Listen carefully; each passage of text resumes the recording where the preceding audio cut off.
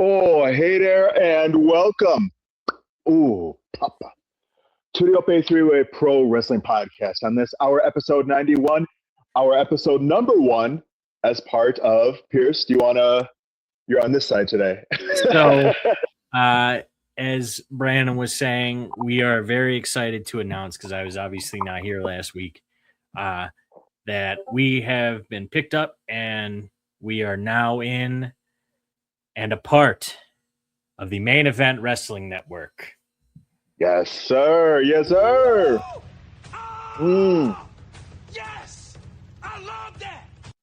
And we got our soundboard back. We got our whole soundboard back too, so thank you to Donnie. You sent us those over. Brandon, what do we got going on today? Well, as you well know, we have a little quarterly gig we got going on here called, as you can maybe tell from the spicy peppers surrounding us on all sides, the Hot Take Emporium, Quarter 2, 2026. Yes, so hot takes. We were going to be joined by JPJ. I believe he's unable to make it tonight, so JPJ will get you on for Quarter 3, Quarter 4. Still appreciate it, brother. Yep. So what that means is that we're going to have 3 hot takes each, and in Brandon's case, he's going to have 47. Thereabouts. We're going to give our hot takes on wrestling, what we think needs to happen, what we need to do, and what wrestling needs to do. Of course, we will grade the takes as we go. As Donnie likes to say, it's a couple lines of hot sauce. If it's something that's a little warm, if it's as big as Ope-Eh winning the world championship by SummerSlam, like I said last year, which at the time was a hot take, but is now like almost going to happen, damn near. There's percentages of possibility in there. Mm-hmm. The professor, as you know, can see the future. You can call me Mystic Mac because I predict these things. If you say so, sir. We're going to see about it this summer. We're going to see about Q2. We will see about Q2. But before any hot takes, we got to look at the past, and you'll be happy because I do have a TNA one. You think you know Woo!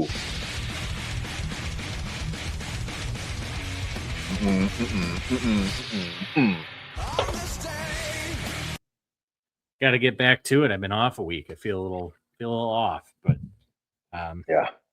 2007 Slamversary 2007. I'll talk about the main event. Kurt Angle would win the King of the Mountain match, defeating AJ Styles, Samoa Joe, Chris Harris, LOL, and Christian Cage. Chris Harris, also known as WWE Legend, certified first ballot Hall of Famer. Knock, knock. Who's there? Brayton Walker. And he's there to knock your brains out. Anyway, he would win the TNA World Championship in that match. Gotta say, the King of the Mountain match is fucking stupid. I know it's probably nostalgic to you, but why do a ladder match backwards? It's not nostalgic in the way. If anything, you can say it's unique to TNA, but that's not to say that it's but it good or take good. The title and put it on to take it off again. That's dumb. Yeah, it makes no sense to me whatsoever. It's like, I'm trying to think of something else. It's like drinking your beer, or drinking, in this case, your mead, spitting it back in the jug and then drinking it again. Like it takes away some of the luster. You know what I mean? Like, what was the point? Is that the Odin's beard? It is Odin's skull. That's the one I've had. That one's delicious. A little bit of apple, but man, is it dangerous. I will be a slightly different man by the time I'm done drinking this. 19% ABV. It goes down smooth as silk. Sweet sour as apple and honey. Oh God. Speaking of a pay-per-view that's not sweet as hell, No Way Out 2012. They did it in June. That's weird. CM Punk would retain the WWE Championship in a triple threat match featuring Daniel Bryan and Kane. Obviously, that would lead in to the Punk heel turn coming up in about 2 weeks after that. And then, of course, Team Hell No, one of the greatest things of that year. But that wasn't the main event, because John Cena would defeat the Big Show in a steel cage match. And because of that, Johnny Ace got fired, which should have happened in real life, but it was just kayfabe. So, Yeah, don't know who asked for seeing a show in a cage ever. It's Vince McMahon. Was this the same year that it was the poster with Daniel Bryan and AJ Lee? Yeah, on the tracks. Yep, you got to remember that WWE posters at that time were like really cartoonish. Yeah, like really weird, and because I think this wasn't the year where they're kind of samey. There was a year that they were all just drab as all shit. Probably best that I don't remember what year that is and reflect on that too much, but I do recall. Well, we'll jump ahead to 2018. Money in the Bank. In the women's match, Alexa would win the briefcase in I can't remember much of what happened. It happened. She would not hold the briefcase long because until 2024 and 2025, women needed to cash in the same day or the next day, as she would interfere in the Ronda Rousey Nia Jax match, which was very good, and then win the title back from Nia. And then in the men's match, Braun Strowman would win the Money in the Bank ladder match. And he probably should have won the title at some point, but instead he cashed in, had a Hell in a Cell match with Roman that ended in a no contest because Brock Lesnar interfered, which doesn't make sense. That whole thing is just cursed. That was the worst Hell in a Cell finish for an entire year. One whole year.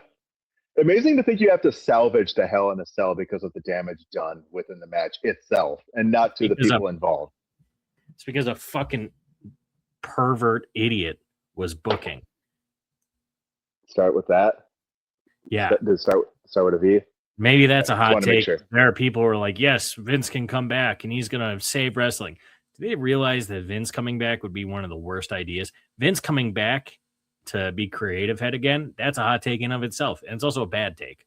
But it is, I agree. Anyway, hot takes, quarter two. For those of you who haven't been here, these takes are just for fun. We're not doing anything of this person should be released. This person should be fired. It's all just going to be fun, and we're going to have a little discussion on it, and then we'll decide, and then the other person's going to decide if that person's take is hot. So, I will start. Ring of Honor should be the NXT for AEW. Currently, Ring of Honor is pointless and is just existing on a thread. But if AEW were to use it as a feeder system and a developmental for these younger talents who maybe aren't ready for the AEW scope, they can build up and then keep it relevant versus where now it's just there. See, now if Donnie were here too, I guarantee you he'd be echoing every single word you just put out and staring right at me through the camera.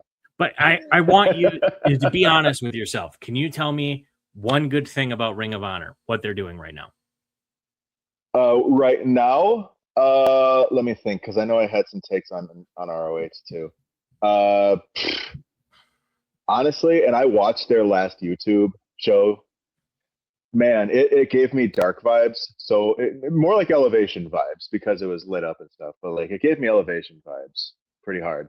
And I think that's maybe the intention, just with a slight more prestige because they actually have their own system of titles. Honestly, it's hard for me because like I look at, Bandito in a tag match right now on AEW. I can't remember the last, besides the match he had against Hechicero last year, the last like good Ring of Honor title defense he's had. Yeah, hard pressed. Well, Bandito having a good match is like saying that water is not wet. You know what I mean? Like the sky is blue. Bandito has a good match. Doesn't matter if the title's on the line. He can put the title on the line at any time, and whoever won it, it still would not mean anything. If you build it as a feeder system and as a developmental, which maybe it couldn't, developmental is in quotations because Ring of Honor, even though I give it shit, Donnie gives it shit, most people give it shit besides you, it's still a prestigious brand for the most part. It's just there, and they need to do something with it instead of just buying it for the tape library, which they could have done, but they still haven't done it. There's a take that I'll tie into that point too. I mean, to your point, I will say, why not just do the same with CMLL? Why not do the same with Stardom? Why not do the same with MLW? Right? Well, I mean, they're all affiliated, right? Like, I mean, Tony doesn't outrightly own CMLL. Those are not owned by AEW. No, you're Tony right. Khan Well, they're does not owned by Tony Khan. CMLL. He does not own MLW. He does not. He definitely doesn't own fucking Stardom. Like, you can't say these are feeder systems for them, even though to a point they can be. Yota Tsuchi would disagree. I was going to bring him up at some point too, probably. But you can't put them as the developmental brand for AEW because AEW is just currently there, or is currently has ROH, owns it, and it's just there, and they could be doing good things, but absolutely nobody cares for them. Well, but whose fault is that, right? Like, and there's a point I'll make to that as well, but I'm gonna say I'm lukewarm about it. I'd say it initially gets me hot because I love me some ROH. I got merch, I got memories. Don't get me wrong, I love me some fucking ROH, and it still pains me that over a year later we're still having the same talk about ROH. It's in stasis. What are we going to do with it? All the champions have been. We've been talking about you. You've been trying to make it a thing, and me and Donnie have told you multiple times it's not.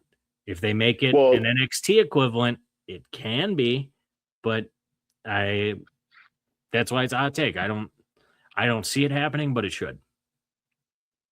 Well, and Tony Khan's already brought it up too, right? It wouldn't be the first time that in a presser he talked about kind of doing what WWE's done with AAA and putting their logo above it and leaving the brand kind of standing for itself with the hopes that maybe it would draw some more eyes. And there's surprise, there's a AAA point I got in here too. But yeah, man, I don't want to see. I would hate to see it become strictly a developmental. If it were to receive a similar treatment to say AAA, right, where there's a bigger brand that puts its name atop in order to draw eyes to it and maybe to stimulate some revenue.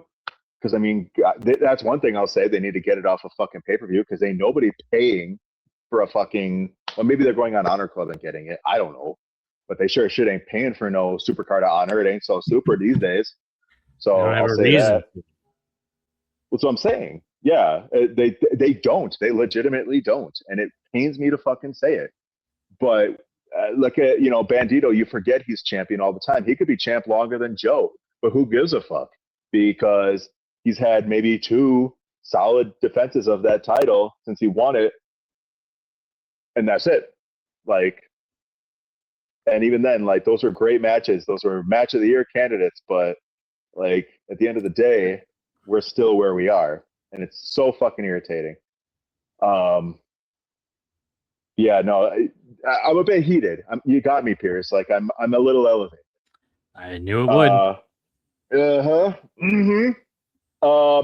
So to the point of, here's something I'll say. I think that AEW, and maybe this isn't so hot of a take, but I could almost count it as like a direct response to your point. Okay. AEW is, in spite of the buzz around it, it's still very, very bloated, and that's evident by stables that exist. There are too many fucking stables in AEW, and I think they try and take after the model of like a New Japan or even like a CMLL or like another Lucha Libre promotion where you have guys and gals clustered together to try and make something happen. I think they should ship probably like a good quarter of their roster to be exclusively, like if they want to do something with it, they should ship them to be exclusively ROH. Maybe they can rotate it from year to year. But honest to God, like with these people, like the conglomeration, like maybe they get on Collision. Who the fuck cares, right? Like, so a lot of these members and a lot of these, and especially when you look at the Don fucking Callis family, how you have like umpteen fucking people just in that stable alone. And then you got the Ops. I do want to say Kevin Knight joining that stable is fucking stupid. Kevin Knight be a lone rider. What's fucking stupid is that they put him in a stable with a guy like Don Callis who can do the talking for him, and they give Kevin Knight a mic at all. The fact that they this early on entrust Kevin Knight to try and do a promo for himself, especially after the blunder. Like, did you see the promo he did. It was right between Dynamite and Collision. Yeah, but I think that was by design. Darby because he to knew be shit at a promo. He was turning heel. So like, yeah, but I guess the fact is he was. Well, sure. I mean, yeah, to kind of put people off the trail that he's going to be turning heel, I suppose. But I mean, he's still generally not great at a promo. Like, and he can only hopefully get better when he's associated with Callis and the rest. But like, I don't know, man. Like like you said, like that him joining that stable was stupid. I think there's way too much reliance on stables in order to generate TV time for some people, like just to be on TV for a sec while in AEW when they have a promotion like Ring of Honor, which has lineage, which has some teeny tiny bit of prestige left, and also has champions who have reigned in these, with the exception of now, AR Fox, he's pretty new. You got the 6-man tag champs and Dalton Castle and the Outrunners, which been a little quiet about them since they become ROH staples there, Mr. Pierce. I was a big mark. They're there, and we don't hear about them, and we should. But it's like, man, they need to figure out the situation with the stables. They need to cut some of that shit up, and they need to send it down to ROH to try and build that up. And it doesn't matter who. Like they had the thing where they teased Swerve on there for a little bit. That ain't gonna happen. They had the thing on there where they, they could throw anybody at Athena, right? But, that ain't going to happen. Lee Moriarty, same shit. Hell, even Wheeler Yuta put him in ROH against anybody because he's kind of like a homegrown boy to them.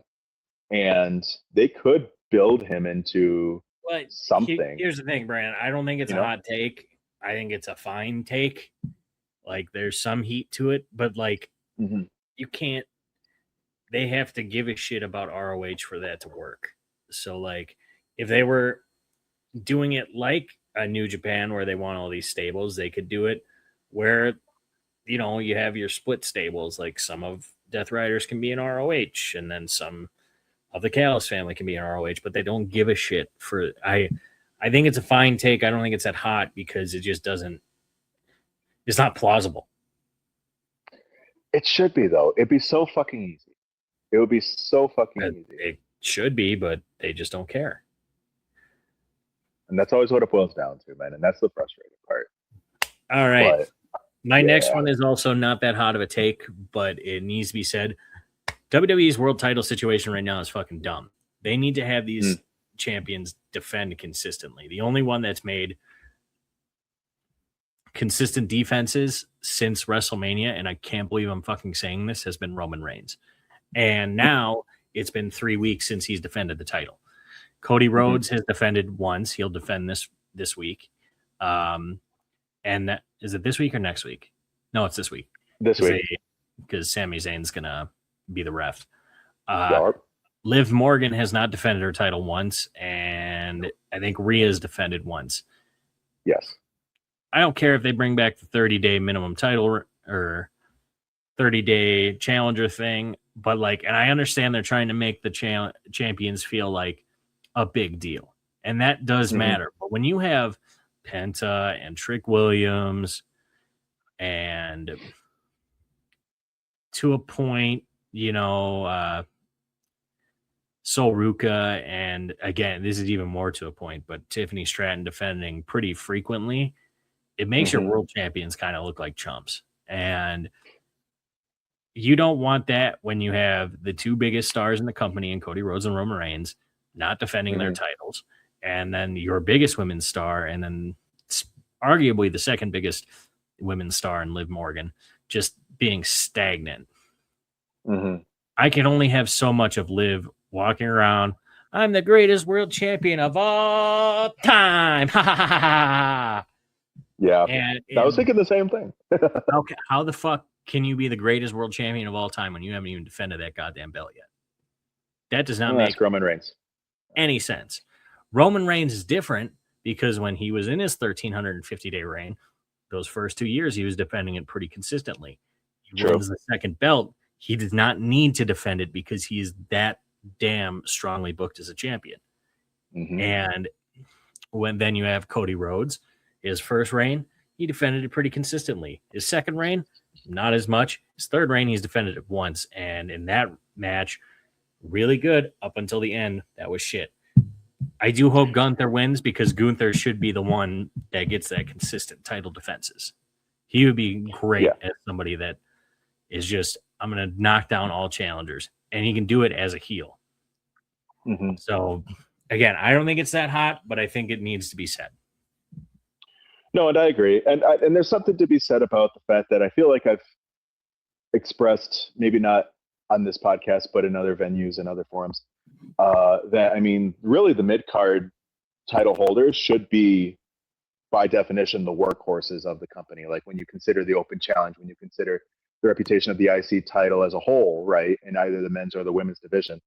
The fact that we don't get as many defenses from the world title holders is, I guess, to be expected because they are the marquee matchups. And if you don't see them as much defending, then it does add a bit more luster, a bit more savor, a bit more allure to people coming in and watching the matches. Now, I will say, Liv Morgan, you are 1,000% correct on. And the fact that they put her in the King of the Ring when they had Queen of the Ring, my apologies, when they had so many other women that they could have considered for this tournament.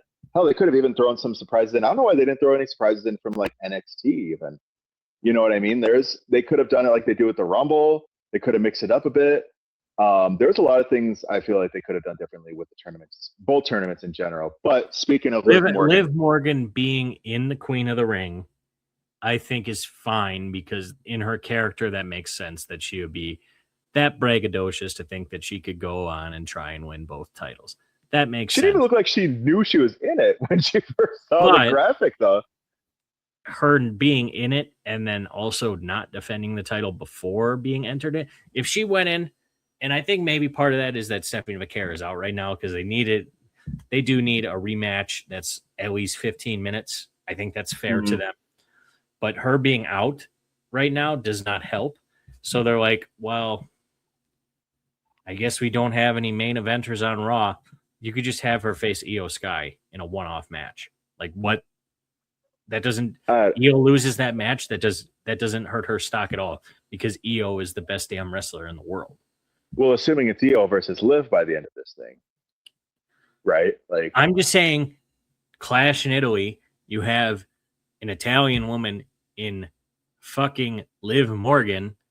Just have her go up against. Is she Italian? Guy. Oh yeah, Daddario. Yeah. Gianna Daddario. Yes, that's very Italian.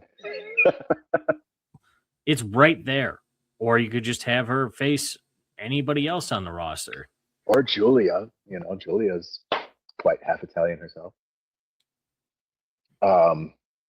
I don't know, dude. I know they've done champions in the King of the Ring tournament prior, so this isn't entirely unfounded or unheard of.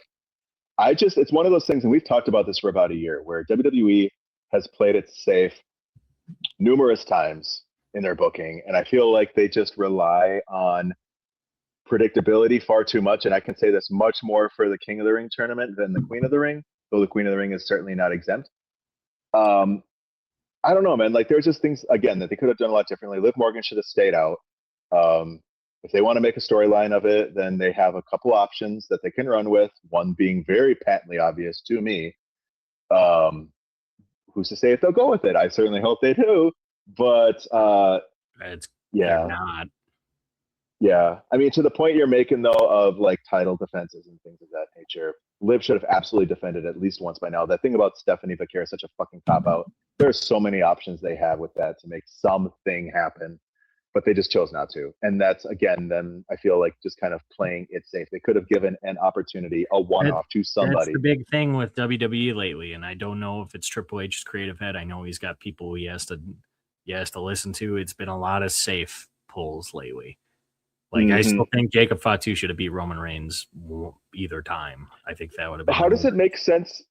That is such a confusing thing. So maybe I'll save that because that's a point I kind of wanted to make too. But Jacob Fatu is such a weird situation for me too. Like, very weird.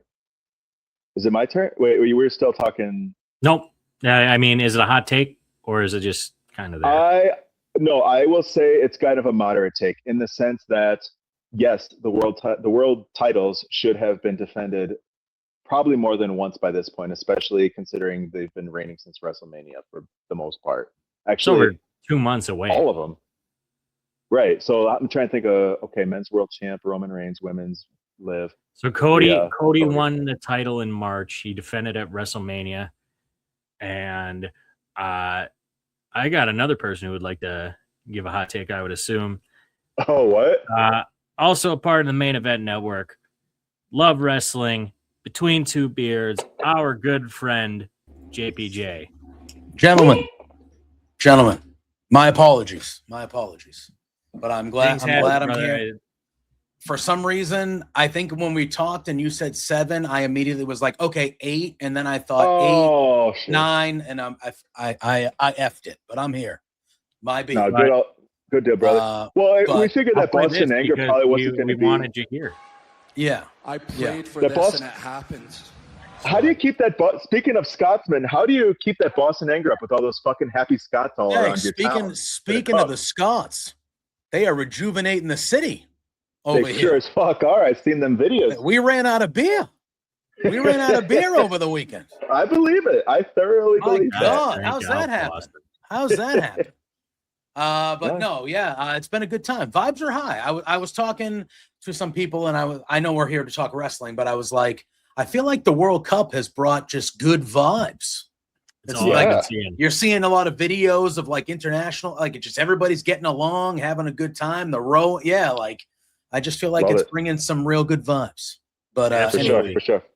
Next month, happy to be here. I go up to Canada for Donnie's wedding, and he told me that weekend is like the World Cup final. So he said the bar is packed. So like, I'm excited. So that's gonna be awesome. That's really awesome. So but anyway, I just got through 2 hot takes. Brandon did one. We'll jump to you for one. Just some admin for you.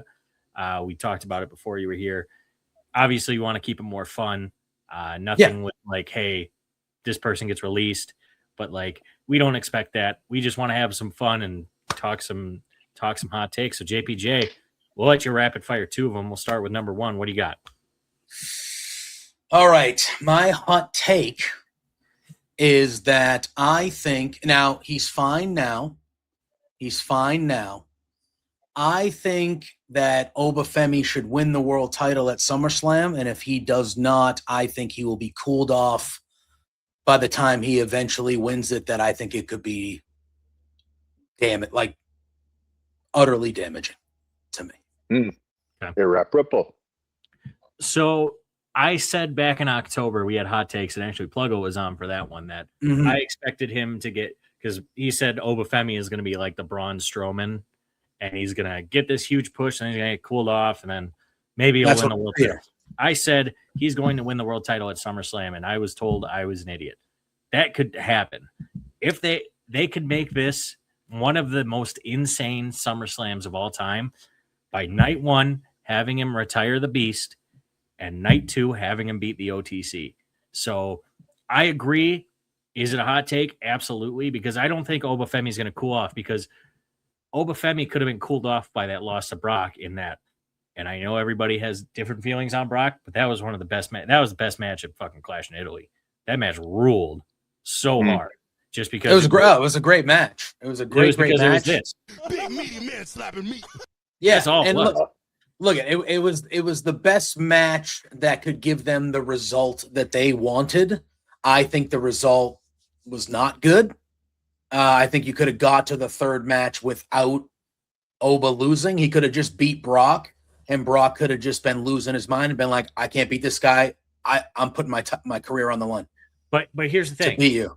If they do that and then they have him go and win the world title after that, then you have the people complaining. He's just been undefeated ever since he joined the main roster. Where's the adversity?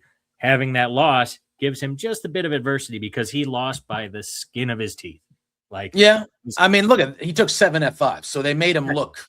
They made him look great. Nobody ever kicked out a 6. Monstrous. No, I just, I'm just one of those, the lightning in a bottle type thing. It feels like, look where we're at with Braun Breaker. Like, it just feels like they never truly go all in on somebody. And in the long run, if they do what we're talking about, which I want it to happen, I think that is what they should do. I just don't think he's gonna beat Roman. I don't know how they're gonna do it. I feel like that's what they should do. If he doesn't beat Roman, it has to be because they've been, and I've been saying Roman's been a heel ever since he lost the title the first time.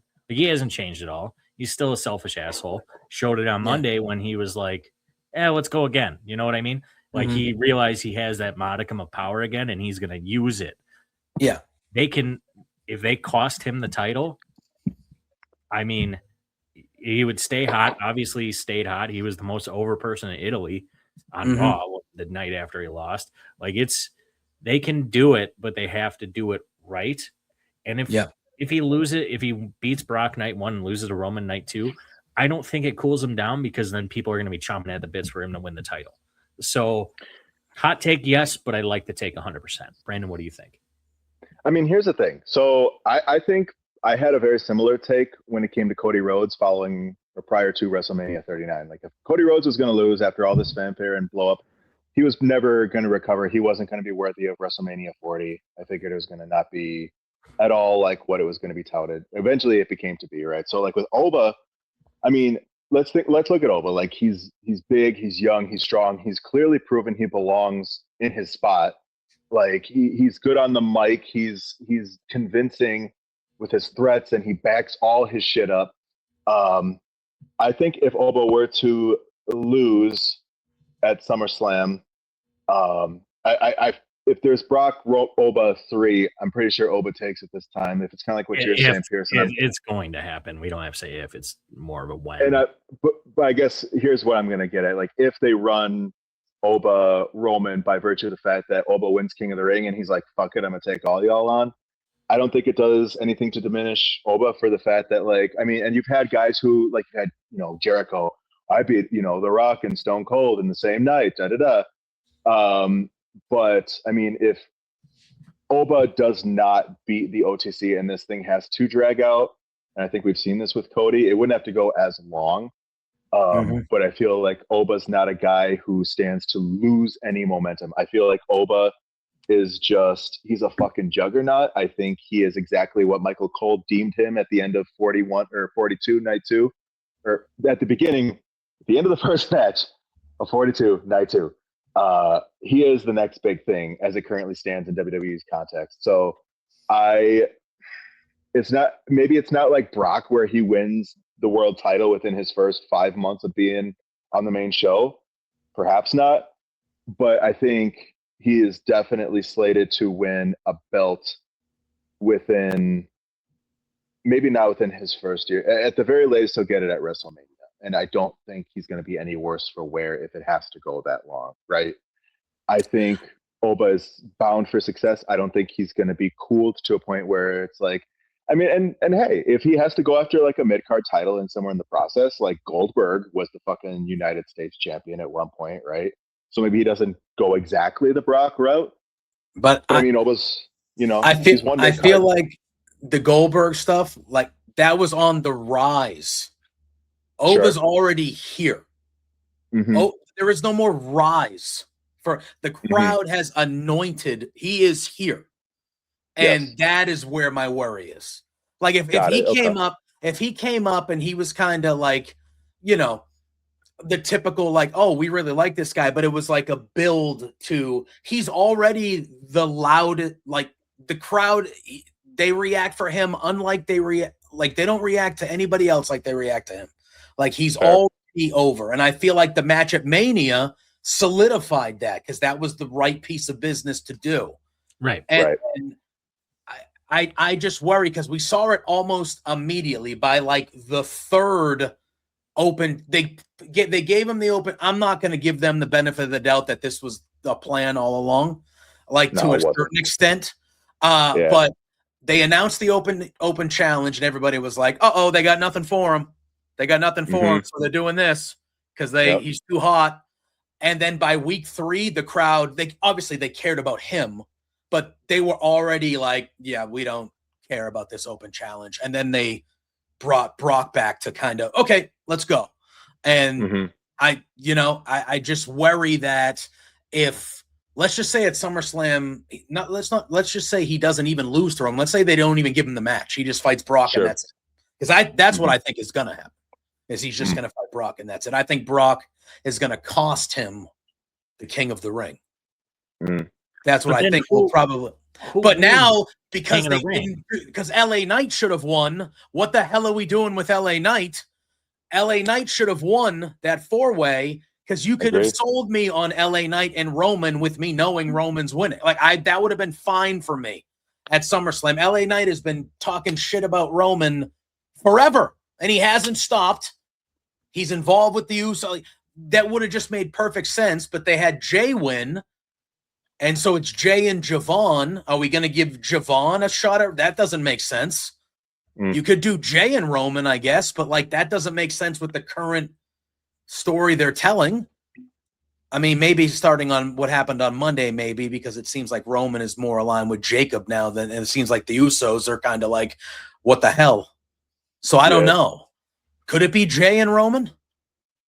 I don't know. I thought Brock was going to come back on Monday, and I thought Dom was going to make it to the finals. That's what I thought was going to happen.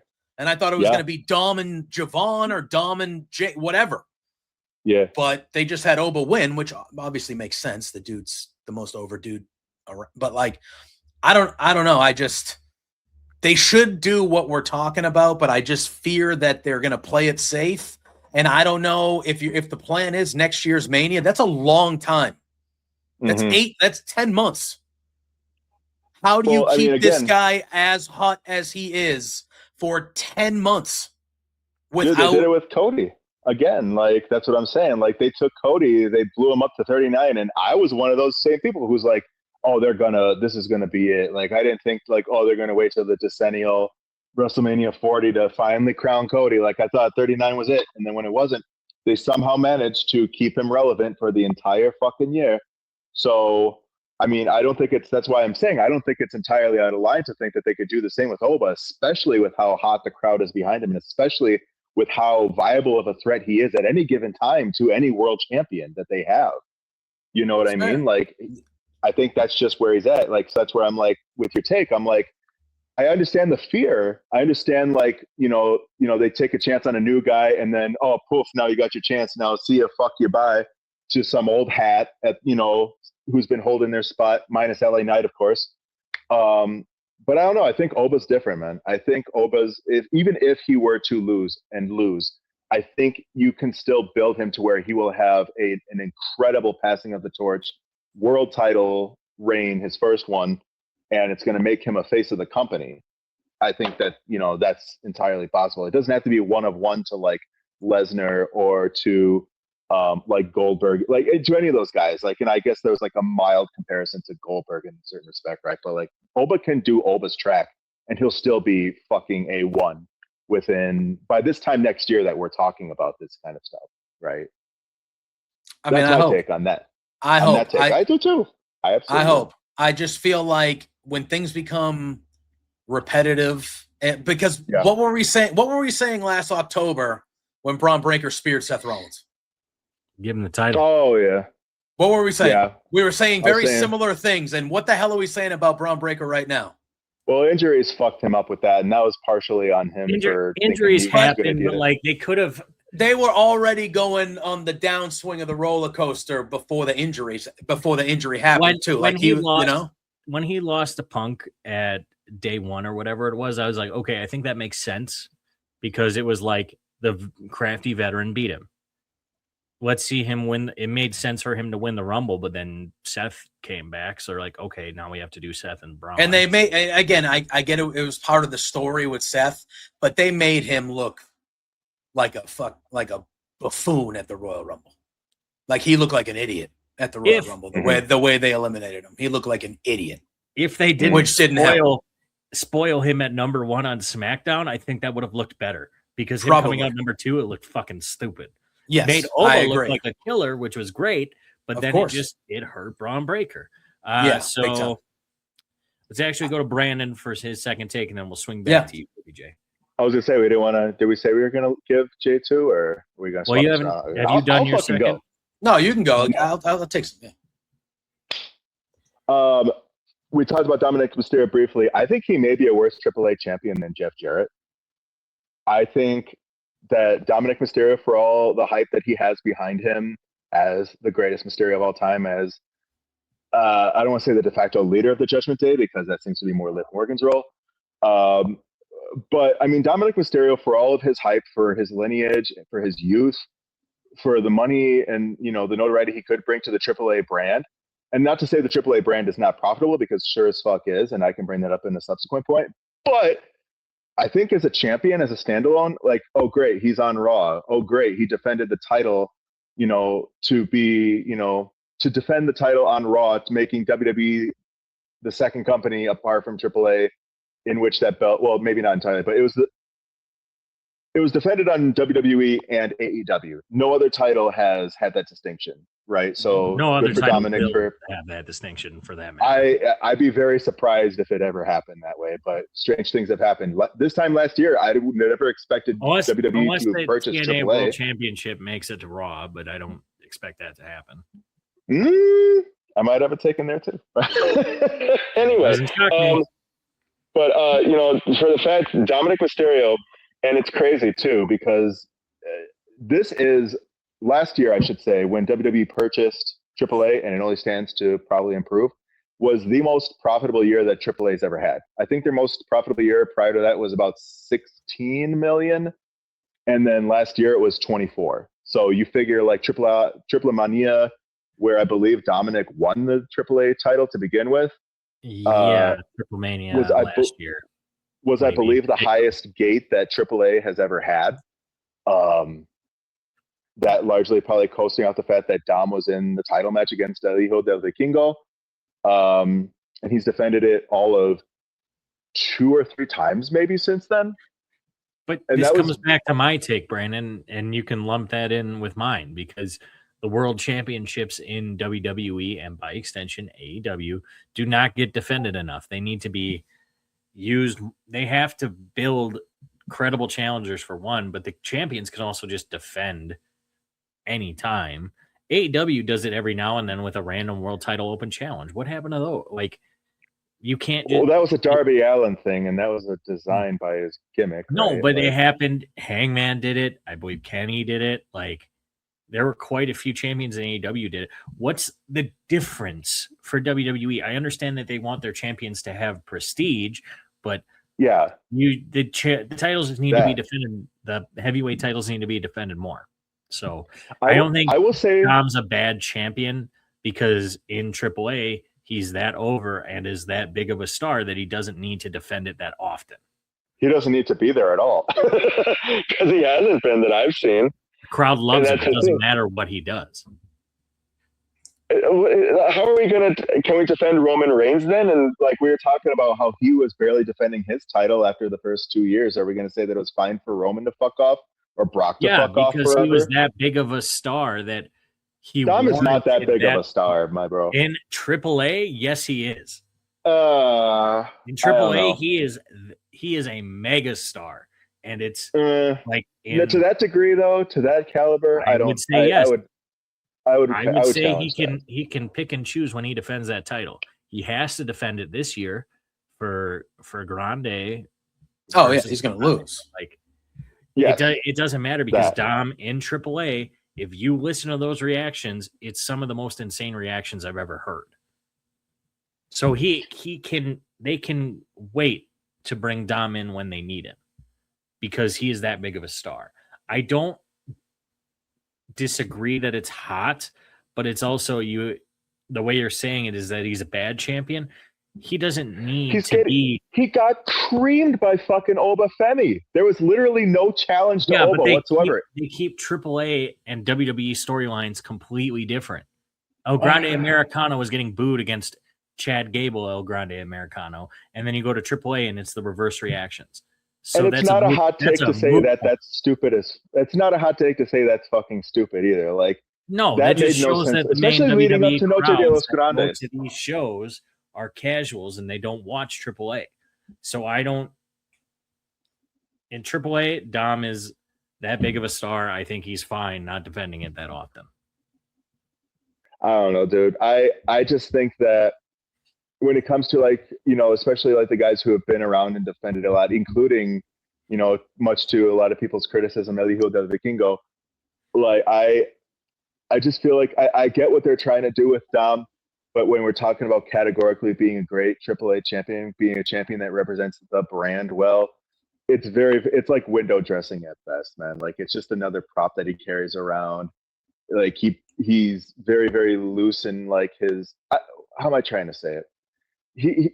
You'd never guess he was a champion watching one of his matches. If you never saw him come out with the belt, if you never, if you listen to commentary talk about him and you don't do any research, and especially and whatever, like, oh, WWE is separate from AAA, whatever, like he just doesn't carry himself like, and if he's their champion, you'd think he'd want to carry himself a little bit more. I understand like the whole thing with like the Grandes and stuff, and the fact that, and Dominic originated in WWE too, so did El Grande Americano, both of them.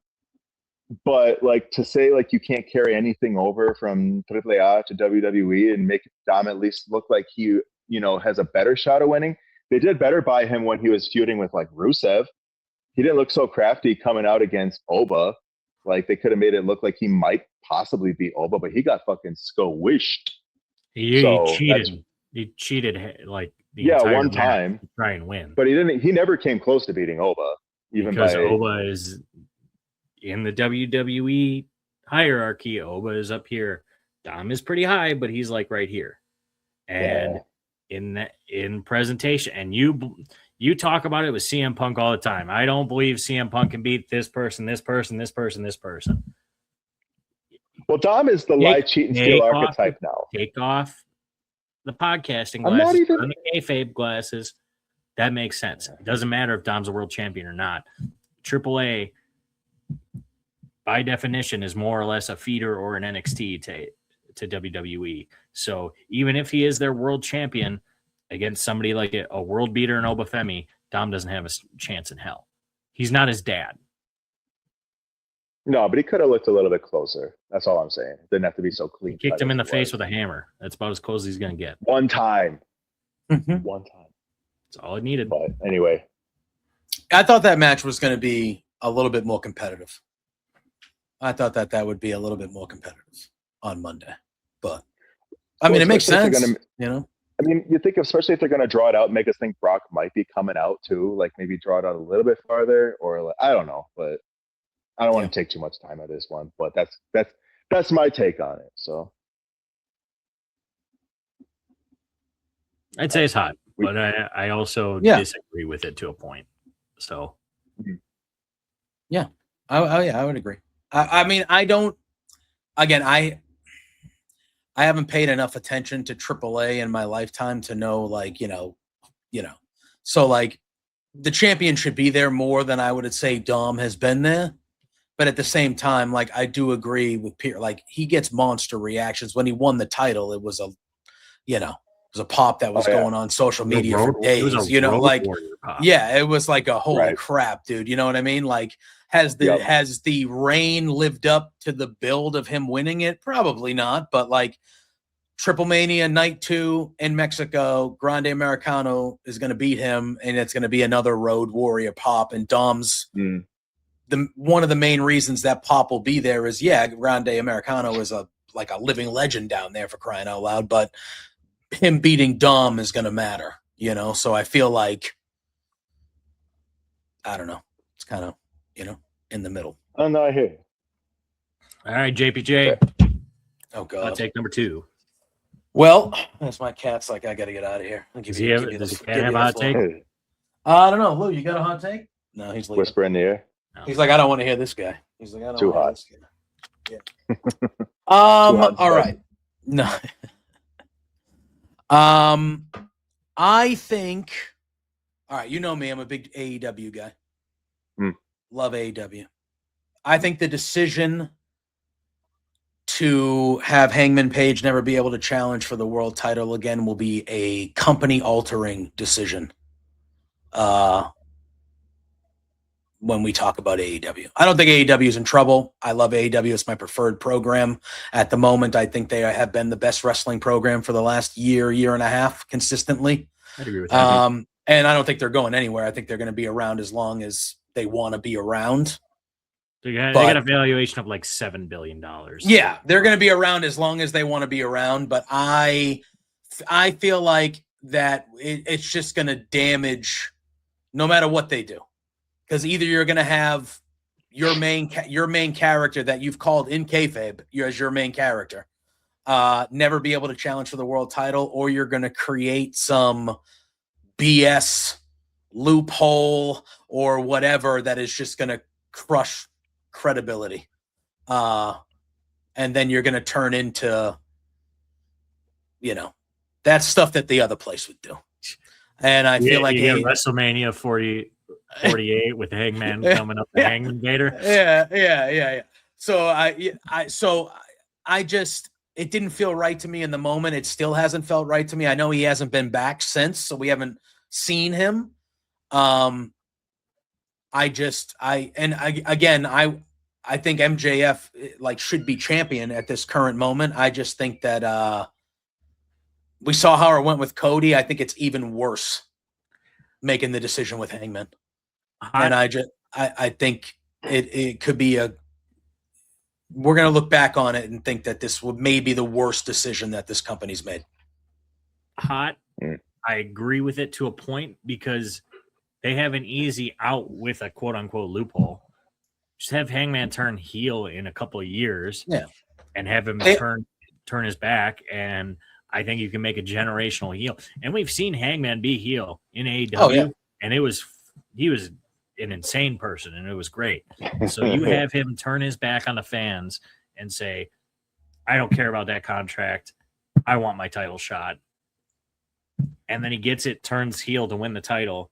And in a very, very slow burn heel turn, they can make it work, and they can make it work very easily. But I do agree that they could damage their reputation a bit with it, but I don't think it necessarily will backfire for them. Okay. It's fair.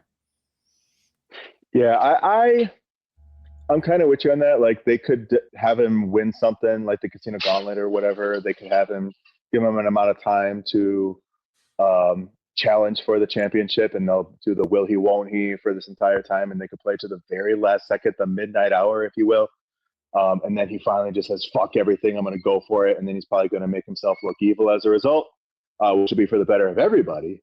But yeah, like, if he actually were to never, ever challenge for the world title again, that would be a fucking catastrophic decision, because you have this guy who's been a foundational pillar, literally, in this company's history.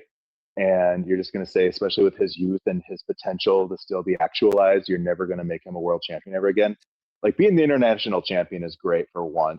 Being even hell, if you want to shit on it, the ROH champion, or the IWGP heavyweight champion, wherever they want to send Hangman for him to win world titles, wherever, right? Because they can do that too.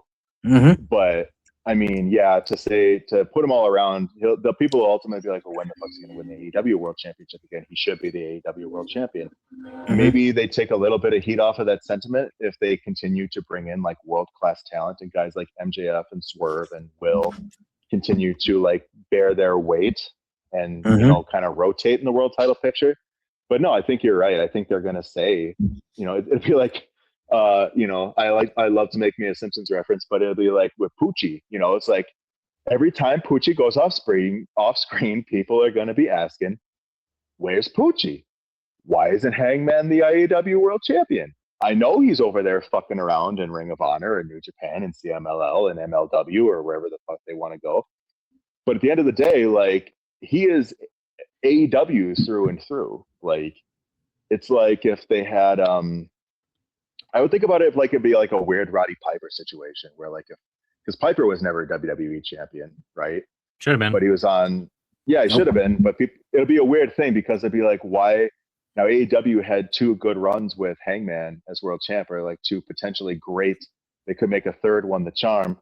I don't know if I call that first run good. I would call the second run with the world title good. Yeah. Second one was like significantly better. Absolutely, without a doubt. The chases were much better than the runs. Yeah, you're not wrong. But no, I completely agree. Like, it would be Now, if they can continue a solid rotation of guys to maintain the world title picture without Hangman needing to be present. Now, if there's like a void and we're like, why the fuck aren't we going to use Hangman? Then I'd be, yeah, for sure. But we do have Will, we do have Swerve, we do have still to some degree even guys like Omega, Okada. We have Takeshita as a potential, right? Like, there's a lot of potential in AEW to fill a world title scene, but I think there will always, by some vector, be a question of why isn't Hangman in this? Mm-hmm. Whether it's detrimental to the brand as a whole would have to be seen, and there's a lot of variables that factor. But I agree, it was a stupid fucking call. I will say that. It was a fucking stupid call. In story, it made sense for him to do it, but in outside of the wrestling space, it's just like, why would he do that? Now they have to hold to that. It's like, well, yeah, but they already kind of, leaned in there like, oh, it was a gentleman's agreement and like things like that. And I'm like, see, why do it if you're already leaning into the bullshit? Right. You know what I mean? Like, then why even do it? Exactly. It should have been he can never challenge for the title when MJF is champion. That's what it should have been. Not ever. Because what the hell does that have to, what? You know what I mean? So if Swerve takes it off from, let's just say, it's MJF and Will at All In. Will wins. Swerve takes it off Will. You telling me that Hangman can never fight Swerve for the world title? What? Maybe it comes back under a new gimmick. You know what I mean? It's just like, come on. Gimmick Foley's that shit. What are we talking about? Yeah. Signs a new contract as some goof. Yeah. But it's totally Hangman, but we're going to pretend it's not Hangman like some other masked aficionados over in the other side of town. Yeah, we didn't know it was Chad Gable till the mask came off. It's true. It's true. We had some very strong suppositions, though. Michael Cole was onto something a year ago. I'm just saying. All right, I will go into my last take. WWE needs to do another brand split and make it a true brand split again. You have a roster that's just full of talent, and you have people going back and forth on the shows. Like right now, whatever, it's King of the Ring, even though they probably should have just done both finals on Monday because everybody's on Raw. There's no reason to do one of the finals on Friday. I think that's just kind of stupid, except to, I guess, keep the Jay and Bloodline-esque story moving with Solo. Whatever, fine. But like, this goes back into my other take about the world champions. It would help the world champions defend the titles, having consistent monthly pay-per-views to defend them. And they could do the true brand split from 02 to 07, I think is what they did. Because they did it for a year in 2016, then they just ran back and put everybody on the same pay-per-views. So you can just bring back some of the old pay-per-view names, or if they want to make their own, like WrestlePalooza, which they definitely made themselves and wasn't an ECW pay-per-view first.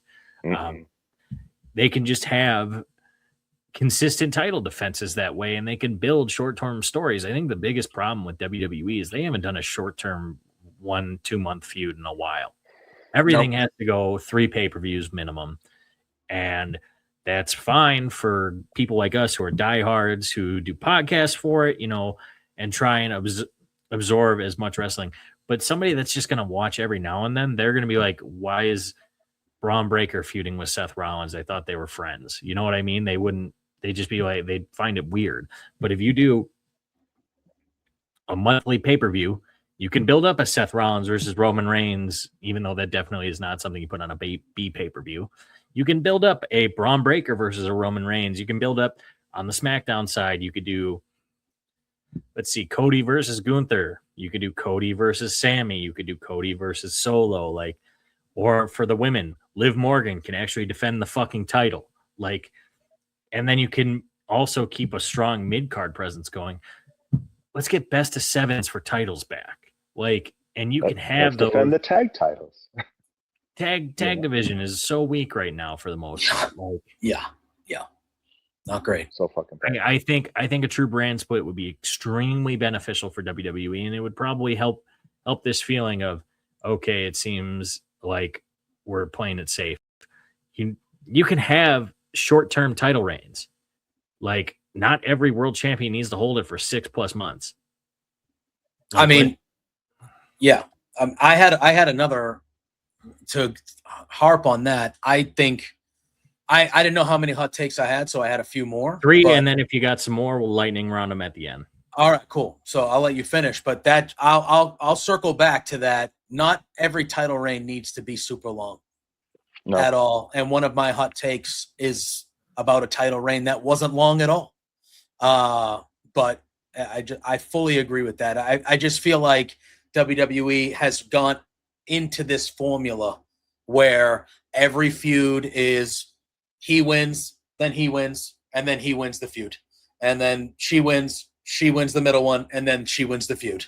And it's just like, okay, guys, like not everything needs to, again, we talk about the Ope-Eh stuff. Not everything needs to go that formula.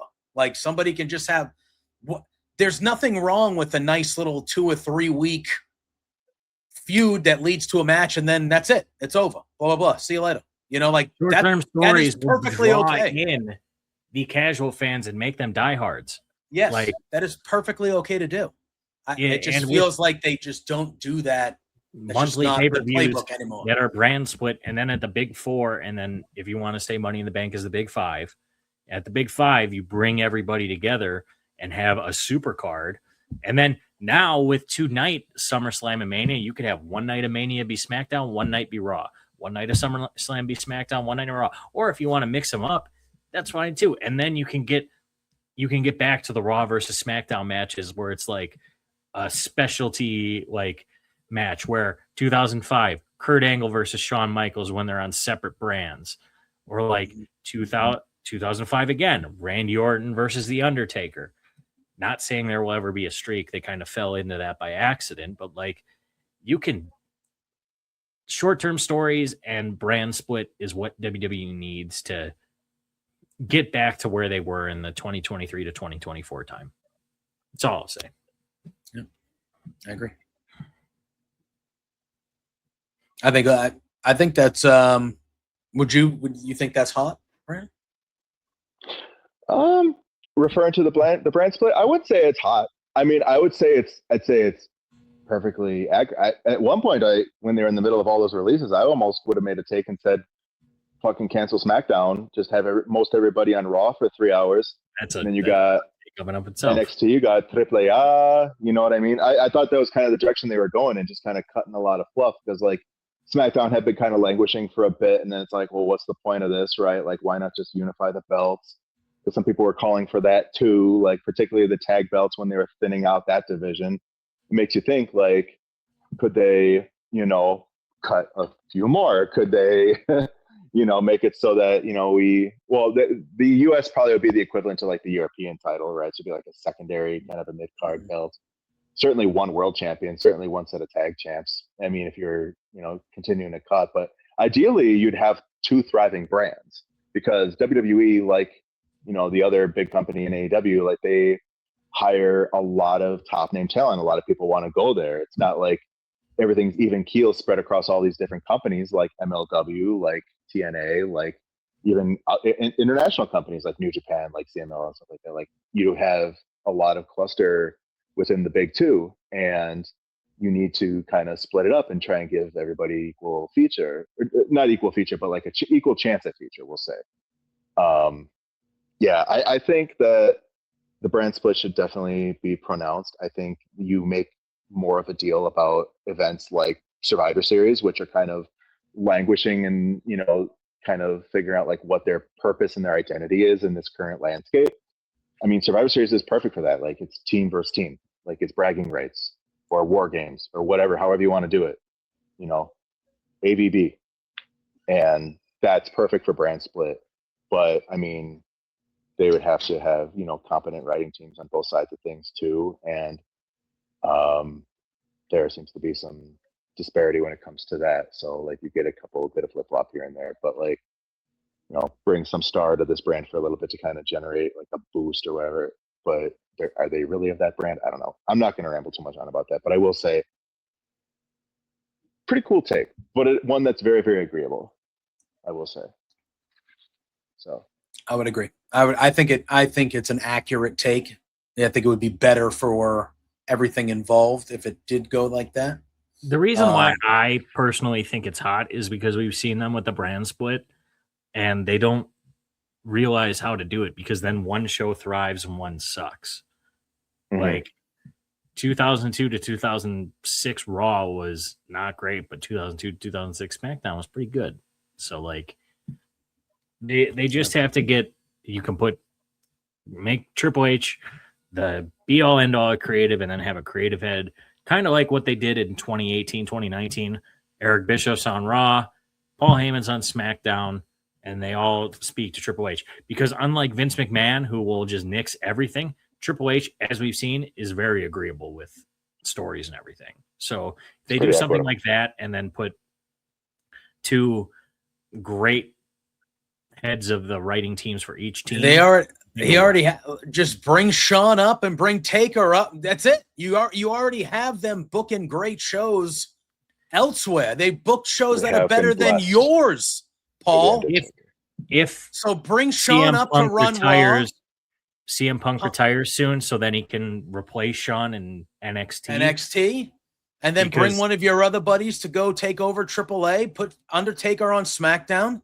Put Sean on Raw. I want Undertaker on SmackDown, because I think Undertaker should stay in AAA, because you have a guy who was the most protective of his gimmick for 30 years, going and taking over a brand that is identified by protecting the gimmick and the kayfabe side of everything. So leave Undertaker there and then get somebody else for SmackDown. Yeah, that's fine. However you do it, but like Sean's doing a great job down in NXT. He has been for a while. Like he can do that on one of your main shows if you have somebody that you feel is ready to just kind of step into NXT and take that over. CM you Punk. Know, it's got to be CM Punk. Collision 3 months was the greatest wrestling TV I've ever seen. So you know, I think there are people under, and like you said, Triple H is very collaborative. He listens, like it, you know, it feels like it. I don't know how much, you know, say he even has now at this point, with, you know, but like I just feel like that they can do it. They have their guys, they have their tropes and kind of their rhythms, I should say, or playbooks or whatever, and it just seems to be just kind of, you know, this is what we're doing. So spin the wheels. Yep. Yeah. All right, JPJ, what do you got? All right. I'm not saying it's the most important title reign. I think Darby Allin's title reign is the best in the history of AEW. Oh, Jesus. Yeah, you got Darby hater number 1 there, so that's fine. You don't have to like him. That was a stern statement. That is. It made me think though. 1 month, 13 defenses, all main event pay-per-view quality matches. The most relevant the title has felt, like, not relevant, that's the wrong word, but the most seen.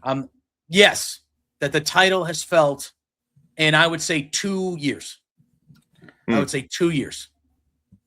Okay. And again, the chase for Hangman to get the title at All In was tremendous, but his title reign was not good after he won it. Sorry. Like, he had good stuff in it.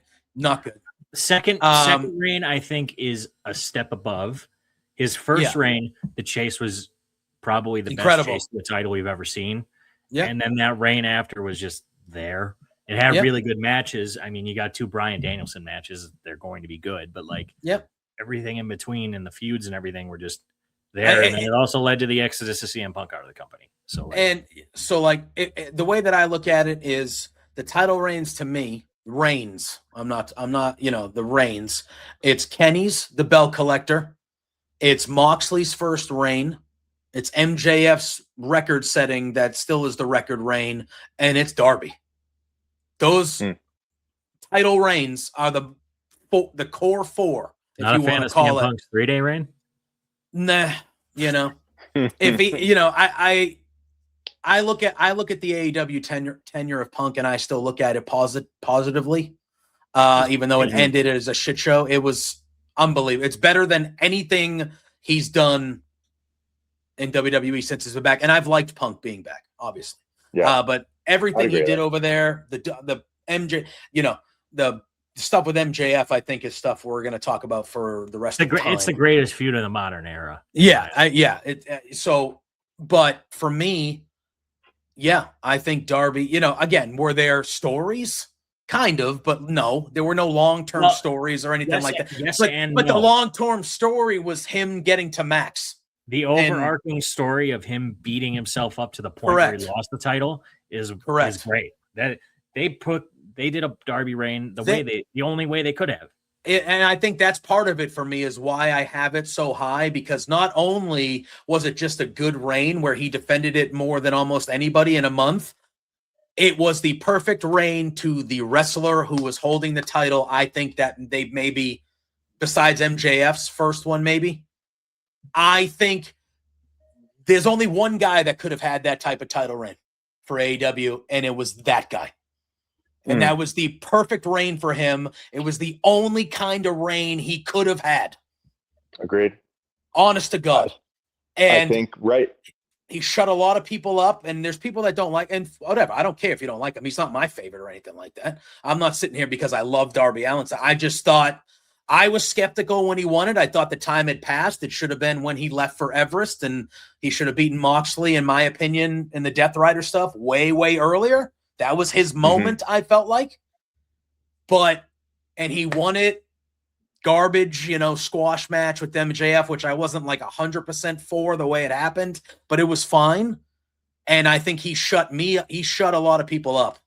And I just thought it was perfectly booked, perfectly done. I just think it's a stellar, if you want to say top 2, but I think it's as good as they've ever had. So I'll say it's top 2 because I think, number 1, the way he won the title, that's how he should have won against MJF. That's how he beat MJF.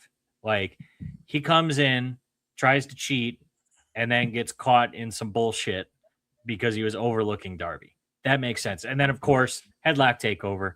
It's the only way those matches between those two should end forever. Forever, yeah. And then you have this amazing middle part with him just beating himself up. And then you have, once again, MJF. And then he beats him with the headlock takeover because his body was so beat up from all these other... I think it's a perfect title reign. Do I think it's the best? I think it's number 2. I think MJF's first title reign is still that's just a special place in my heart because it's of course him literally going out saying, I'm going to have the best version of this match you've ever seen. And most of them he did and then you get the surprise, feel good story of the summer with Better Than You, Baby. Shout out to Adam Cole. We miss you. We hope you're okay.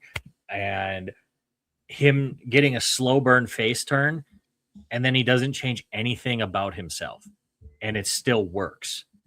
So the end of his reign was whatever, because with Adam Cole's injury, it was just worse timing. I think they should have maybe ended it during the Jay White match, because I think Jay White, not that I didn't want Samoa Joe to be world champ. I love Samoa Joe, but Jay White being a sneaky asshole and beating a hurt MJF, I think makes more sense than Samoa Joe, even though if it's Samoa Joe, he's going to take advantage of that just as much. But I think I really like the take. Is it hot? Yes, because a lot of people do not like Darby, but they also don't get Darby Allin. So it's hot because people just don't like Darby. Yeah. And you know what? I'm going to say something to this because what you said got me thinking.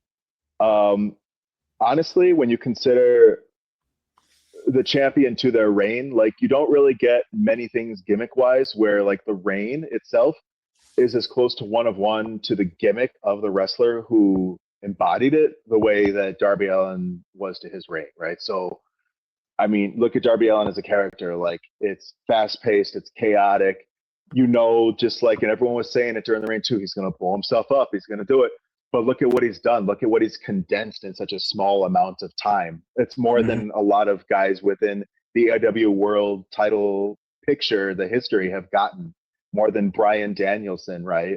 More than, I don't want to say maybe more than Swerve Strickland. I mean, he's defended. Swerve's title reign was great too. That was a good title reign too. That should probably be mentioned. And I would love to see if he gets another one soon. I'd love to see that. I think he will. I don't think it'll be this year, but next year I would expect. Perhaps. Darby, I mean, but to what you said about Darby though, like, I mean, I'm not sitting here as a guy who loves Darby either. I think I agreed with a lot of the hoot and holler that he got. The belt's bigger than him. What the fuck? But no, but if you're gonna reward a guy who has been so loyal to AEW and who has represented the brand as a de facto pillar of the company, one of the four pillars, right, along MJF and Sammy Guevara and Jungle Boy, which is weird to look back on and think about now, right? But Darby Allin's been doing that shit, and the people are behind him. He was a people's champion to some degree, and I think he got his just award. If he never wins another world title reign, like, people are saying that maybe even the one was more than he entirely deserved. But Darby, I don't think Darby should ever have a world title reign again. Because I don't think so either. I don't think he can eclipse what he did in that one reign. No, I don't think he should. Yeah, and he strikes me as a guy that probably doesn't care if he does or not. But I think that's the type of title reign that happens, that when it's over, if he doesn't have another one ever, that's okay. That's totally okay, because he did, like, that was you can't get, like Pierce said, you can't get better than that. Like, that was the epitome of who that character is. I'm running straight into this wall until I can't get up anymore. And that's exactly what it was. And it was a month-long sprint. And then at the end, he just couldn't get up anymore.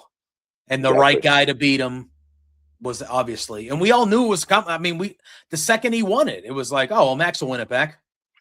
Oh yeah, 2-0, Max will win it back, and it happened we all knew what the end game was, and it did not take away from that reign or that main event match at 2-0 at all. 2-0 this year was as close to a perfect pay-per-view as you can get. Oh my God, tremendous, absolutely tremendous. But again, and I wouldn't even consider myself a Darby fan.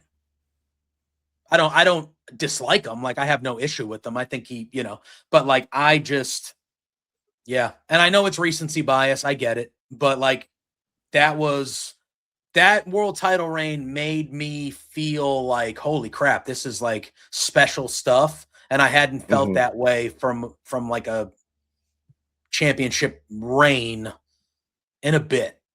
I felt that way when Hangman won it. But after that, I was just kind of like, all right, cool. And then he lost it to Joe randomly. And I love Joe. But he lost it to Joe randomly, kind of too quick. And it was like, what? Yeah. And then that kind of had, it was like, what the hell? All right, what? And then who booked this crap? I was just kind of, I don't know. But I just, it was great. It was great. All right, Brandon. All right. What do you got?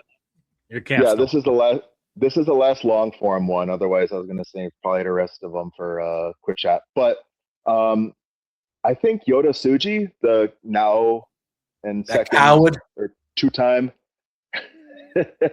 Oh, is that? Yeah. So you're on Will Ospreay's side on that one. I did. You're at the Bulls, Gov. I tend to agree with them. I think that if you're going to have Forbidden Door and you're going to have, and I understand it's AEW hosted, but if you're going to bring guys, the appeal of it was that they're bringing initially guys over from New Japan to fight the best of AEW, and like you expect some, and maybe in the lower matches they did, but like if you're going to put the IWGP Heavyweight Champion, and I'm all for Yoda and his campaign to restore the prestige, namely by bringing back the V4.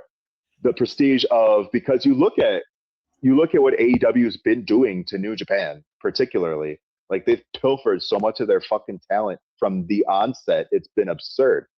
And granted, a lot of that's been Gaijin, and a lot of that's been guys who are probably clamoring for an opportunity to get back to the States. Besides, never mind, you got guys like Katsuyori Shibata, you've got, dual contracts with guys like Konosuke Takeshita. Katsuyori Shibata is different because they were never going to let him wrestle again in New Japan. Yeah, well, and that's on them too, because he's having great matches still. But like, my point, I guess, being is like, I agree with Yoda in the fact that like, all in all, like AEW has always, like, since the partnership, they have second bananaed the fuck out of New Japan, which you can almost say is payback for when New Japan did it to Ring of Honor back when Ring of Honor was worth watching still. during like the Global War series and shit like that. But I don't know. I'm for Yoda in the fact that if you don't want this company to completely go tits up, and if you want it to remain some form of relevance and you want to attract younger talent, you've got to protect your champions. You've got to protect your top talent. You can't let them go to the guy who pays more, who ultimately could probably pay any of these guys more than New Japan ever could, and let them just dog walk all your top dudes. Like, I guarantee you, if they put Yoda in a match with, say, like MJF, or hell, even like Okada, or maybe even like Takeshita again. You can run back Takeshita, yeah. Yeah, they could run.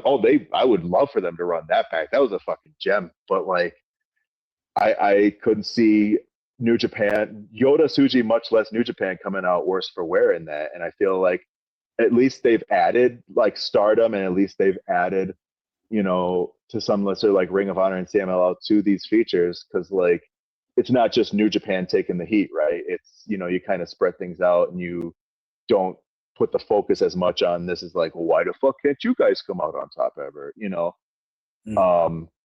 I don't know. I'm for Tsuji in the fact that I think when you have that kind of cross, it's nice to dream, right? It's nice. We all have the fantasy booking of the top star of this promotion facing the top star of that promotion. I get why they didn't do it like as much Flair Hogan back in the day, because like you probably would have had somebody coming out looking like major dog shit no matter what, and they're not trying to afford that. And now it's the same thing with this. Like, I get where Tony Khan's coming from like a fan's perspective, and you know, fulfilling the fantasies for people. That being said, like, especially if you're coming up against a juggernaut like AEW, who you know could sign any of these fucking guys tomorrow, I feel like it just ultimately makes these partner companies looking worse for wear, and their champions and their fan bases, when you have these companies, they're always coming up on with the short end of the stick and are being made to look like second banana all the time. So yeah, I got no notes. I agree with it. Yeah, you're right. Is it hot? Sure, but like, I don't disagree at all. Cancel Forbidden Door. Then we won't get Zack Sabre Jr. and Kenny Omega. Come on. Oh, they could sign Zack Sabre Jr. tomorrow if they wanted to. Yeah, but he doesn't probably want to go to AEW. Yeah. So Will Ospreay didn't want to go to AEW either, but he did. Gabe Kidd didn't want to go to AEW either, but he did. We'll cut a promo. Oh, my home is Nihon, and he said it in Japanese, right? Gabe Kidd said he, you know, fuck everyone else, fuck AEW. Yeah, but that's Gabe Kidd's whole thing. He's a turncoat. But then you meet Gabe Kidd in person, and he's the sweetest fucking dude. Don't ruin the gimmick for him. They'll come after you. He looked to be in tremendous shape. Oh, he's jacked. He got swole, huh? He got swole. Yeah, he's giving Drilla a run for his money. I feel like Forbidden Door. It's more about the booking to me. Like whatever about signing the guys or whatever. That's the wrestlers' decisions to make where they want to go. Like whatever. Right. Like yes, Tony can do that. He has enough money to do that. But at the end of the day, the wrestlers are the ones making the decision to leave. So like but like to me, it's about the booking. Like if the New Japan World Champion is coming over, whether it's a non-title match or not, and he's fighting, like if they ran back to, let's just say they did Tsuji and Takeshita at Forbidden Door again, right? But not for the title. You have somebody cost Takeshita and you make the champion win and get a big win. Like, you know, so I think it's more about, at least that's the vibe that I get, is he's like, you know, yeah, they've taken some of our talent, but I think he sounds more angry about, they make our company look like a joke because they always just beat our guys. And so it doesn't make our company look like it's credible because they're, you know, non-champions are beating some of our champions just like on a fucking Wednesday. You know? Well, and especially considering the prestige and what New Japan has meant to pro wrestling and the scene for the last 15, 20 years too, right? Like you look at really pro wrestling as a whole owes a lot to the success of New Japan. It really does. Yeah. Look at Finn Balor as a minor extension of that. Look at all that people owe to Finn Balor. Finn Balor wouldn't be Finn Balor without New Japan.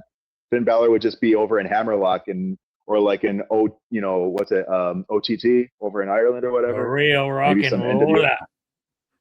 Right. That doesn't happen without New Japan.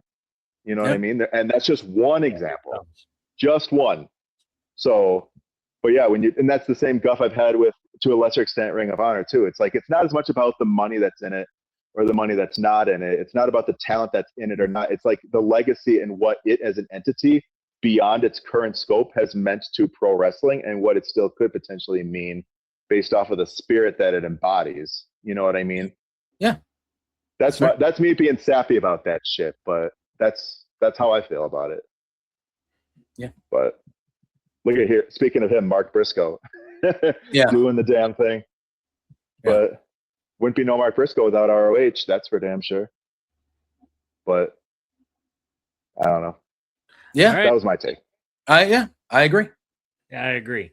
That does it for the main ones. I got no others. So if you guys want a lightning round, go for it. Jay, you have the floor. My last one, and this is strictly because I love this person as a character and the growth that I've seen in them over the past couple of years. I think Jada Parker is a WWE Hall of Famer. Damn. That's definitely hot. You saved that one for the after party, eh?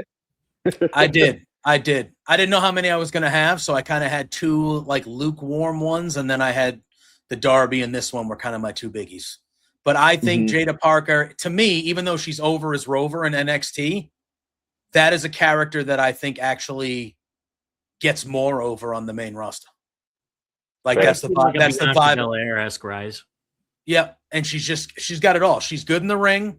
She's gotten a lot better over the last few years. Like you could tell she was green early on, but she always could talk. She's got the look. She's got the charisma. She's sassy, like in a good way. She's got the attitude. She's got the song. To me, that is she's somebody that I could see going on the main roster and having a main roster. They might edit the song. Well, let's hope not. Yeah, let's hope not. But most likely, yes. But to me, I view her as I view her as a mid to upper mid flirting with the main event type person on the main roster for as long as she wants, really, but a decade. That's the vibe I get from her. And I don't think she's going to break any records or hold like 1 million titles or anything like that. But I think that she's going to be somebody in the company for a long, long time. And I think she's going to be better than people think. And I think she'll be a Hall of Famer. Maybe not first ballot, but I think she gets in there. She'll earn a keep. Real quick, I have more, but I'll just throw out 3 since I mentioned a couple already. So real quick, Jacob Fatu joining the Bloodline at this time seemed really fucking weird for the fact that you had him smash the MFTs. You had him smash the OG Bloodline. He nearly kills Roman Reigns. Roman Reigns beats him in one match with a stip, and all of a sudden he's Roman's bitch. Like, he literally just had the power to end factions and become a world. But I felt this way. He only answers to the OTC. I felt the exact same way that you did last Monday. After this Monday, I feel differently. Because of the way that they built that. Because it's clear that Roman sees him more of a tool than the Usos. So. I still agree with that take and that sentiment because Jacob Fatu got over by himself. And then they were just like, all right, you're third guy now, but clearly he's the first guy now. He was a juggernaut just like Oba. Like he had another guy similar stopping power to fucking Oba. Correct. Braun Breaker, Jacob. That's why my Oba. This is why I worry. Because we've seen it. Braun Breaker is the perfect example, but we've seen it with Jacob as another guy. Jacob should have won the WWE title at Mania. He should have beat Roman. I think he should have beat Roman. Oh, yeah, same. I think the Usos should have, in my opinion, if I had the pencil, I would have had the Usos turn on Roman and ally with Jacob and gave Jacob the title. That's what I would have done. And then I would have Roman chasing him and winning it back at SummerSlam. I don't think Jacob needed it forever, but just cement him like, this is because Roman to prove he could do it. Yeah, Roman's part-time. When you look at the Samoan dynasty, and Roman talked about it in the promo on Monday, when you look at the Samoan dynasty, Roman is the current guy, but Roman's part-time, and Roman's probably got what, 3 years, 4, whatever, he can do it long, maybe, right? Jacob Fatu is the next guy in the Samoan, like he's the next, he's going to be there for 8-10 years, like he's the guy, and all you had to do was really give him the title for you could have given it to him for 2 weeks. Who gives a shit? All you really had to do was give him the title, because that tells everybody, yeah, he is a guy. He is the guy. So Roman's going to take it back from him in 30 days. That's cool. But like, this is what we think of this guy. And I thought there was an opportunity to do that. And I'm still intrigued now with what we saw on Monday and kind of seeing that side of Rome. And I'm intrigued by it. Yeah. Like, it made me interested in the bloodline 5.5 years later, or however friggin' long it's been.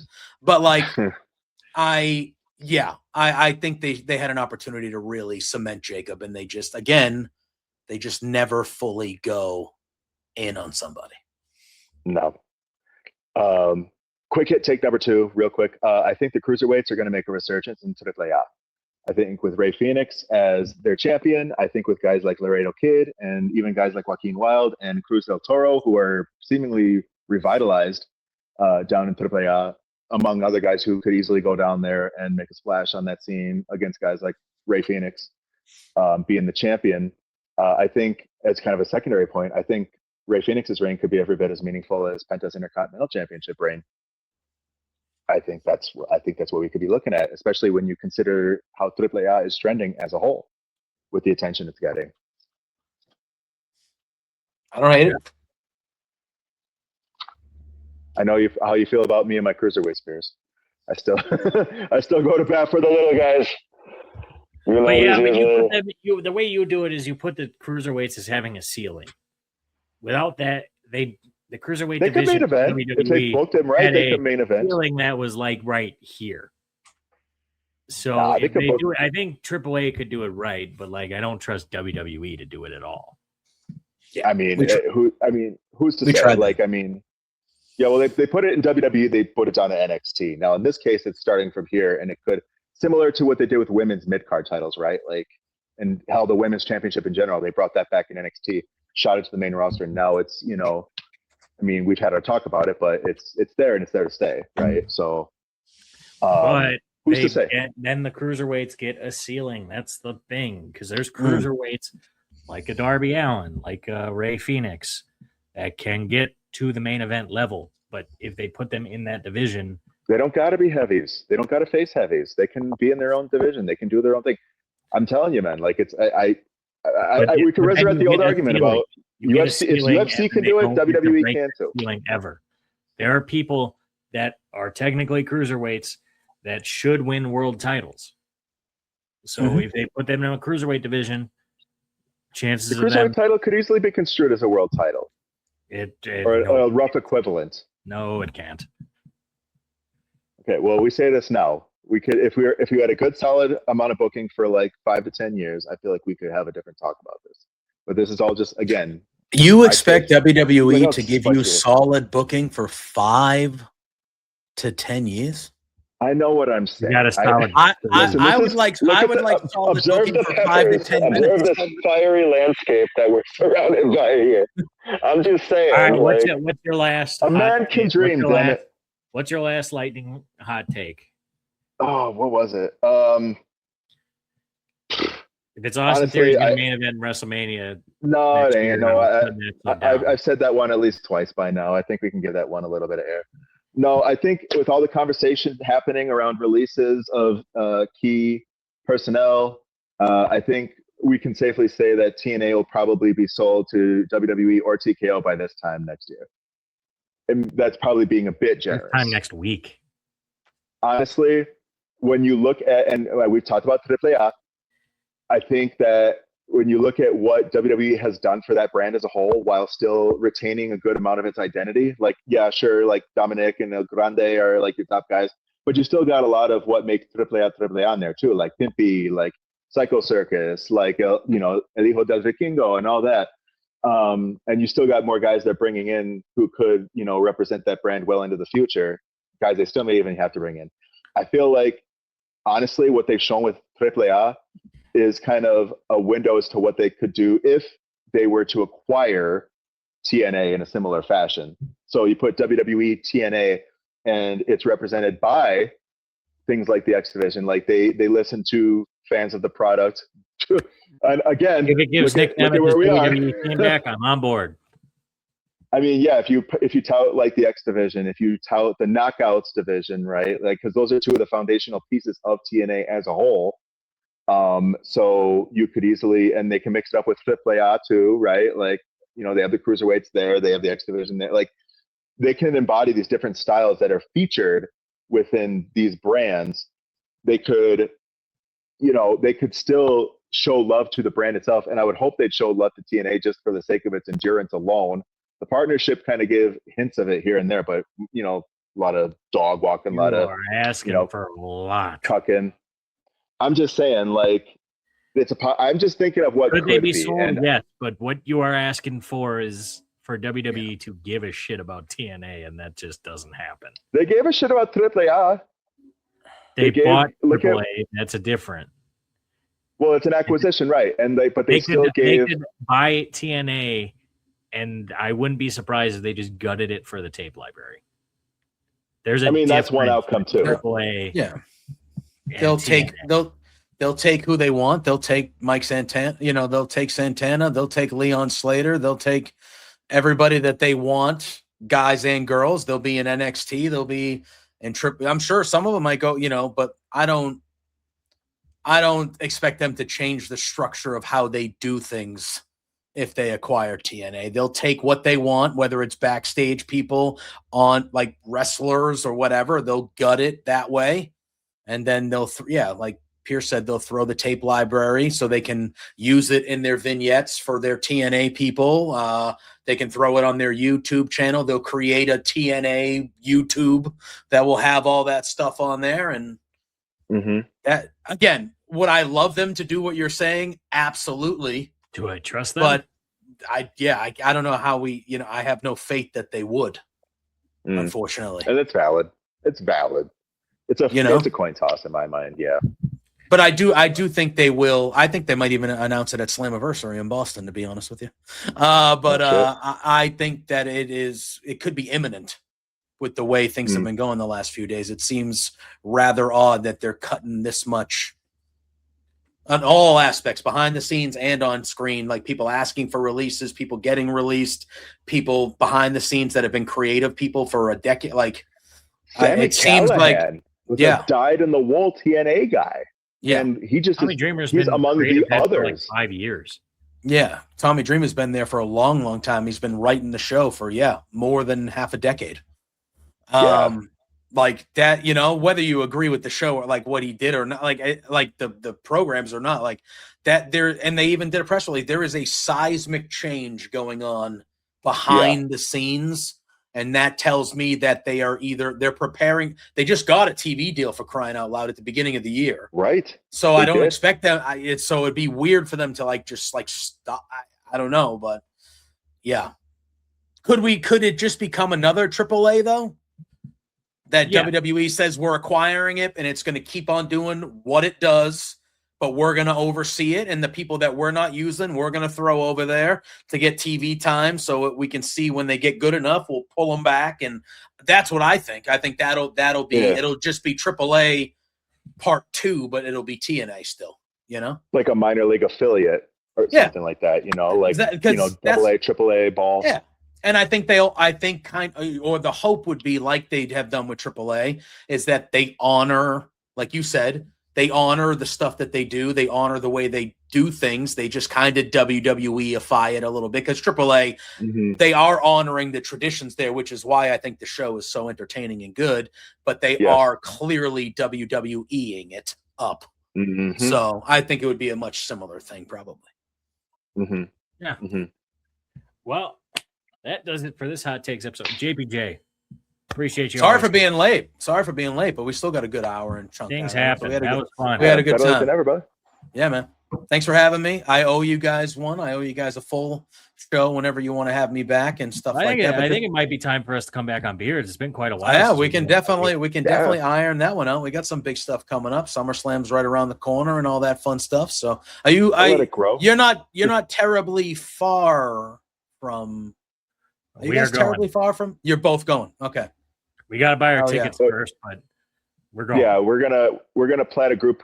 We're gonna try and get us a group of the fellas going. We're gonna plot out some tickets probably about like first week of July. We had said, Pierce. Yeah. I want to wait till about a month out. So then the ticket prices right now are pretty fucking solid. I'm not gonna lie. No, they're not bad. Okay. Compared to like Mania, like it's night and day. But they only have the hard cam side of the stadium released from what I could tell, which seems weird. But like maybe they're just waiting because the non-hard cam side might be where all the on location shit is. So like, I don't know. I mean, I'm excited. It'll be our first SummerSlam. It's my first. It'll be a good one. 2 nights, obviously. Yeah, 2 nights. You're gonna see the Lesnar retirement. So like, there'll be Minneapolis in the summer. It's just north enough to where it's gonna be just not super hot. So it's like, yeah. Plus, I've never been to the Twin Cities, so I'm excited for that too. Yeah, it should be good. It should be good. And that stadium is supposed to be beautiful. So it is nice. Very nice. But that goes without saying. So yeah. So Brandon, you got anything else before we send this home? Maybe looking at a little bit of preview for next week, being our final recording of the month of June. We are slated to have a very particularly special guest on with us to discuss we're going to be discussing his affairs. We're going to be discussing what makes him a very special guy. And he is the drummer of Downstate. He is Mark Messes. Esses. And he's going to be on. We're going to be. What did I say? Esses? Did I poll lock that up or? Well, Messes is his nickname. Yeah, no, I said Mark. Oh yeah, Messes. Yeah, because And I thought you were saying his last name was Messes, and I was like, I've seen them perform live. How was I went to the original All Out, and they were at the after party of the Starcast. Ooh! And they played. They played Cody's theme, obviously, but then they also played the Miz's theme, and that made me laugh because we were at like a obviously this was like the largest non-WWE show ever in whatever it was, for the most part. Like it was this big deal, and they're like playing the Miz's theme. The AEW wrestlers are all walking around. Well, they came to play. Yeah, exactly. Yeah. But that'll be fun. Good dude. Can't wait to have him on. Well, I was going to say, we also, with Mark being there, we also got a little bit of preview for the shows coming up as well. There's so many shows coming up next week. We got so many fucking shows. What do we even all got? We got Great American Bash for NXT. Great American Bash will be on a mixer for Slammiversary, which you will talk about because I have no. Yeah, we're going to be on the mixer. You were in a mixer for that one? Me? For which one? Or no, you were in the mixer for AEW. Right? I'm Forbidden Door. Yeah, I'm doing the Forbidden Door mixer. Yeah. So Forbidden Door, and then there's one other show, right? Great American Bash, Slammiversary. Saturday night's main event at MSG. Yeah, yes. Is that next week, or I thought that was next month? Or no, next month? Wait. Sunday nights. No, that's what it is. It's Night of Champions. Night of Champions. Oh my god. Night of Champions. Yes. Wait, what? Holy fuck. What's happening? What's happening? Is it Night of Champions? Queen of the Rings first before we get into fuck yeah, dude. Yeah. Also, holy shit. This man, when he comes out in MSG, they should just book him in a world title match. Like, just do it. You think Brunson's gonna be there? Has to be, right? Oh, has to be. Why it'd be a missed opportunity. You have a King of New York come out with Jalen Brunson. Lest we forget, like we are also, this is our premiere episode as part of the Main Event Wrestling Network. So we'd be remiss if we didn't say, do catch us on our mixers coming up as well. We are going to be on June 22nd recording, and then we'll be releasing subsequently the mixer for the Great American Bash. Yes. And catch us there. Yeah, and I on Main Event on Thursday mornings at 9 a.m. Eastern, you can catch me on Kayfabe Coffee. I review AEW Dynamite on Main Event Network, so that's where you can catch me. Kayfabe Coffee. Yes, sir. So yes, sir. JBJ, where else can we find you? Just for the people. Yeah. So Thursdays are kind of my full day. You can, like I said, you can catch me in the mornings right here on the Main Event Net, where I do Kayfabe and Copy. We talk AEW Dynamite. And then Thursday nights, 8 p.m. Eastern, over on Love Wrestling. You mentioned him, my main squeeze, Pluggo, and I, between two beards, just had our 5-year anniversary of doing the show, which was pretty nuts. Oh, we need something nice for that. Yeah. Mm-hmm. So yeah, that's where you can find me. And then I prayed for this and it happened. True. Hey, we got our anniversary coming up too. There we go. We'll have some fun stuff coming up for that. Lastly, for me, Sundays over on Fightful Overbooked, I do a show called Coast to Coast at noon Eastern with Auntie Collins. We've been doing that for a few months. That's a very, very fun show over on Fightful Overbooked Sundays at noon. So that's where you can catch me on a wrestling thing. So love it. Absolutely. So once again, JBJ, thank you. Always love having you on. It's a great time. But for everybody at the Main Event Network, this has been your favorite podcast saying thanks for stopping to the Ope 3-Way. Have a beer on us, and we will see you next time. Have a great night.